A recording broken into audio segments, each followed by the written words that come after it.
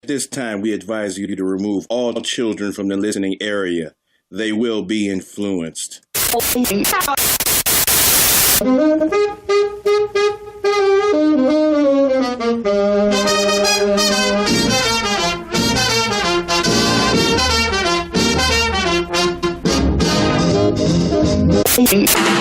2, 3 o'clock, 4 o'clock, rock. 5, 6, 7 o'clock, 8 o'clock, rock. If I had a day I could give you,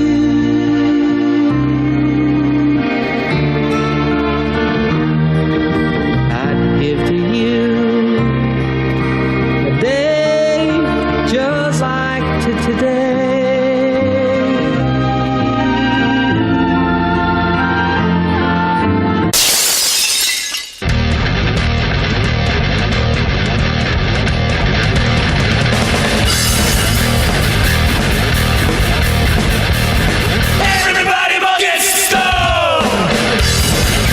It's Medical Mike. Now let's get it on.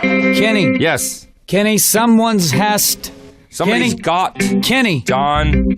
Kenny, someone has to be unafraid.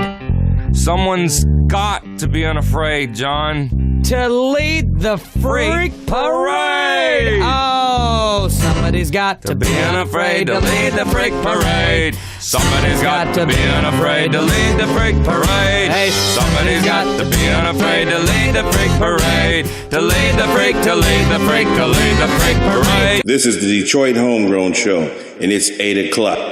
Let's get it on.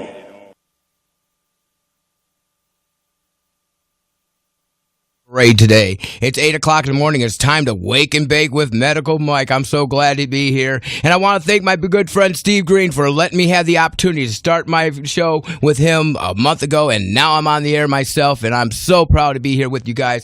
Ladies and gentlemen, we are going to start the show off right. We are going to do the thing that I've wanted to do from the get-go. And the first thing is to get out of the way is to tell you who I am. My name is Medical Mike.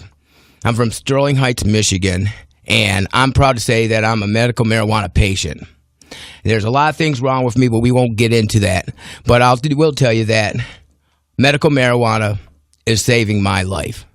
And I'm going to do something that most people don't do. I'm throwing the politicians out, and we're partying. Okay, guys, so here's the thing. The first question is, what is it? How to kill spider mites, right? And that's what I'm going to do. I'm going to teach you guys how to kill spider mites. And trust me, I don't grow, but I know people that do. And if I can understand what they say, so can you. So I'm the filter for you people on the other side of the dial. So let's get going here. All right.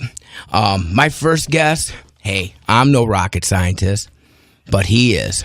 His name is Augustus Dunning. And let me tell you about this guy. He is super, super special. Hey, Denny, make sure he's online there waiting for his boss. All right. Augustus is my buddy. All right. He's from California. And let me tell you, he is so smart. He makes Einstein look bad. And he did, too, tell you the truth. He's a degreed scientist in physical and mechanical design. Unfinished degree in practical theory and gravitation due to the lack of knowledge in universities and current writing new gravity theory. Okay, he wrote a new gravity theory as far as I'm reading this. And he proven Einstein's assumption incorrect regarding mass and contraction. Now, if this guy can prove Einstein wrong, trust me, guys, he can teach you how to kill spider mites, okay? And he's a special guest because he's involved with a very special company that created an organic ladybug killer that can kill ladybugs within 41 minutes on contact. Try that with your home recipes. I'm sure that this guy can teach us. But let's get into a little bit more about this boy. He's my friend. He's also awarded a energetic. I'm sorry. Let me read that shit. Hey, Denny, let's throw the guy on. I want to not butcher him anymore, buddy. Bring him on and let's talk to Augustus. Hello. Hey, Augustus. Hey, how's it going? August. August 1, 2, 3. Oh, Hello. I don't hear him, Denny. Okay, ladies and gentlemen, we are having a little bit of technical difficulties, but trust me, it's running smooth compared to what I thought it was going to be. The fear of unknown is amazingly strong. So I'm in here, I'm battling this ship by myself. Good friends of mine decided not to show up. Unfortunately, they're still my good friends. Time, space, and matter sometimes gets in the way of progress. So, hey, Denny, do we got him on yet? Still, no, nothing from Denny. Let me go to 30 seconds. All right. Hey, ladies and gentlemen, remember, you can reach Medical Mike at any time at 586-883-3966 for all your compassionate care and needs. That's 586-883-3966. Let me say that not too many people are proud of where they come from. I am. I'm proud to be an American. I'm proud to be a patient in Michigan. And I'm all right. Hey, August, are you there? Yeah. Hey, we got August. How you doing? Augustus Dunning. Hey. I have to correct you just real quick here. Please do. The product is called Liquid Ladybug, but it does not kill ladybugs. It only kills spiders. Oh, of course. What was I thinking about? I was trying to say spider mites. I'm all confused here today. Ladybugs are the good bugs. Yeah, we like ladybugs here. But yeah, we're trying to kill spider mites. That's the number one question, is how to kill spider mites. And trust me, I get it all the time. And I'm not a grower, August. I'm not a grower at all. But I want you to educate us on some stuff. So what is most common that you need to take care of? Is it nutrients in the soil? Is it minerals? Is it need for what? What do we need to do to take care of the soil? Let's start from the basic, the ground up. Well, as far as soil is concerned, if you're growing in soil has a lot of stuff that's already there. You've got microorganisms, you've got humic matter, you've got minerals and dirt and so forth. Well, the problem comes in agriculture when you harvest from the same crops from the same cropland year after year after year. And what that does is it weakens plants because you're draining out the amount of ionic minerals that the microorganisms in the soil can naturally make in a season. That's sometimes why you see fields go to fallow. It's because if you don't plant on that field and you don't dig it up and mess with the microorganisms, they'll get very, very robust. They'll start breaking down the rock with enzymatic actions into ionic minerals, and then you can regrow on that field. Well, is it kind of like any field that you can outgrow it? You can use it too much and have to go to a different piece of land to start your crops all over again, right? If you don't replace it. Well, yeah, if you think about it, what you've got is a genetic processing plant. Plant is a perfect name for this particular genetic entity, because it goes in, it sends in roots, it goes into the soil, and it extracts in a mining operation the essential critical minerals to turn vitamins on, for instance. Right. Magnesium, calcium, zinc, cobalt, selenium, copper, all that stuff. But there will come a point where you strip out so many of those minerals that you start making the microorganisms suffer, because those microorganisms also have bodies that need micronutrient minerals. We're all connected in this big web of life. True. And when you starve them, then you starve the ability of the land to create the ionic nutrient minerals that actually grow healthy, valuable food. Then you start going on this path we've had since the 40s, since the munitions manufacturers didn't have any customers for their ammonium nitrates for their weapons and bombs, and they put it on croplands, and they started jacking up the nitrogen levels on crops, which got great big crops, great big abundance. Right. What it did was it increased the stripping rate of the nutrient minerals. And we've seen this in comparative studies where you study the long-term effects of this type of harvesting practice, which is enormous depletion of the minerals found in food. And when you track that next to the increase in mineral deficiency diseases, it's 1-to-1. I mean, we had no mineral deficiency diseases in 1900, and we've got almost half the population sick with something right now. That's true. But at the same time, in 1900, we had all the nutrient minerals still in the food. Yeah, I feel like we've been stripped from our force field, and now we're just like getting gamma rays bouncing off of us.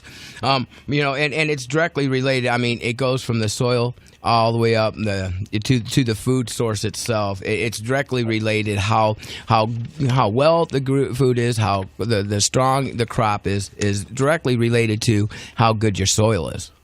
That's right. And but again, taken to an extreme, you end up with food that's weak, which means also the plant is weak, which means the cell walls are thin, which means the bugs can smell them, and they're easier to attack.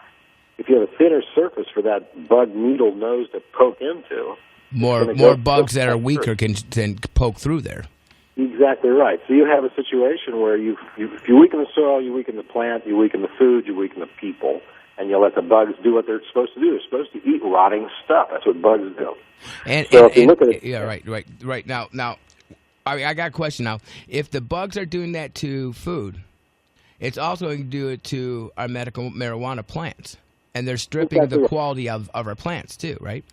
Exactly, but for the most part, the mites are ubiquitous, meaning they're everywhere. I mean, they'll come in on your dog, they'll come in on your clothes, they'll come in on your shoes. Right. Even if you get rid of them in your grow room, you're still going to have the problem of reintroduction.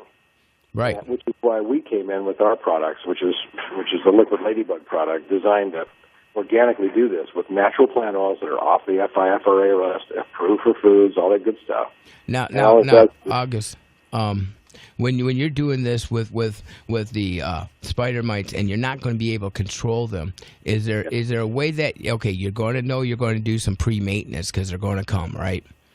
Is there something like leave the humidity in the room, take the humidity out? Is there other things we can do to help Liquid Ladybug on our way? Well, there's practices, okay, that you have to understand. You have a controlled growing environment. And so anything you introduce to that will be beneficial or damaging or neutral. So you have a range of effects when you come into your grow room. I kind of like the idea of a little water trough bath, to wash your shoes off almost before you go in, kind of like we used to do at the old public swimming pools when I was a kid. Right. Got the little water shooting down on your sandals. Or do what the scientists do, put on a lab jacket that you keep inside the grow room. So, whatever's in the grow room is pretty much your control room. Right, environmentally sealed. If somebody actually had that going on, they would be amazing. I don't see that going on. I see basements. I see cellars. I see garages. I see attics. And these are all breeding places for those spider mites. These are not contained well. So you're going to have them. So Liquid Ladybug is going to be in business for a long time. But is there a danger for cannabis, just as your professional opinion about cannabis being a medicine? Well, here's the thing with cannabis, okay? It is a non-dangerous plant. That's the one thing. People have mistaken the fact that there's a euphoric aspect to it and have ignored the physiological benefits, which are multiple. The non-psychotropic compounds in cannabis can be used for everything to prevent vascular constriction and necrosis in the limbs. It can prevent proliferation of cancer cells. It can help bone deposition in osteoporosis. It can do so many things. These compounds are so interesting because they can be enzymatically pulled to all sorts of areas along the gene code to do all kinds of great gene expression to produce enzymes that actually heal you. Right. But people miss the point of a polypharmaceutical. We're so used to being fed pharmaceutical drugs. Pharmaceuticals are only one perfectly synthesized drug. In nature, you never find that. In nature, you always have polypharmaceuticals because you have polycompounds. Nature is full of the same compounds that will make sure that if you do something, generally you won't get a contradiction or a side effect. So that's the thing with cannabis. There's no side effect. You can get completely blasted, completely, analgesically treated, wake up in the morning and not be damaged. Exactly, no hangover. You can't say that for tobacco. You can't say that for alcohol. You can't say that for pharmaceuticals because the pharmaceuticals, by its nature, requires that some yin has to be there for its yang. It'll drag it out of the body if it doesn't come in with it. Right, exactly. It beats you up on the way in and the way out. Exactly. My medical marijuana, I've never had a marijuana hangover. I've never smoking to the point where it was dangerous or damaging. I've never gotten to the point where I was physically ill from smoking. I have some people I've seen them get sick. They can't handle the stronger stuff. But for my personal opinion, I don't see any addictive properties to it at all. They're not. So, but as far as the spider mites go, the spider mites are a pretty interesting bug because as a spider, they can get all over the place. They move really fast. In microscopy, we've tracked them somewhere around an inch in about 2 or 3 seconds. Wow. So if it can run that fast up its spider webs, it can get anywhere fast. Right. So it's funny too, because people don't understand this about this arachnid, and people will call us at the stores that we're getting into around the country. This isn't working quite right yet. And I go, well, did you do this and this and this? And I go, well, no. Oh, well, try that. Exactly. Because what happens when this stuff goes on is it evaporates off in 20 minutes. It doesn't leave a residue. It doesn't leave a scent. It doesn't leave something to keep the bug off. Okay, Wow, it's not that's like great. neem and those things. And So- you're talking 100% organic, right? That's peppermint and geraniol. The reason we did it is for two reasons. Nothing out there is safe, okay? Right, that's Quite frankly.